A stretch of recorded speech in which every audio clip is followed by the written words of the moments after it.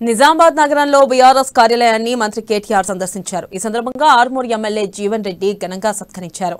ఇక పాత కలెక్టరేట్ ఆవరణలో 50 కోట్ల రూపాయలతో చేపట్టిన కళాభారతి భవనానికి మంత్రి కేటీఆర్ భూమి పూజ చేశారు. అనంతరం రైతులతో కేటీఆర్ ముఖాముఖి కార్యక్రమం నిర్వహించారు. అనంతరం బీఆర్ఎస్ జిల్లా కార్యాలయం సందర్శనకు వచ్చిన మంత్రి కేటీఆర్ కి పార్టీ జిల్లా అధ్యక్షుడు హోదాలో జీవన్ రెడ్డి స్వాగతం పలికారు.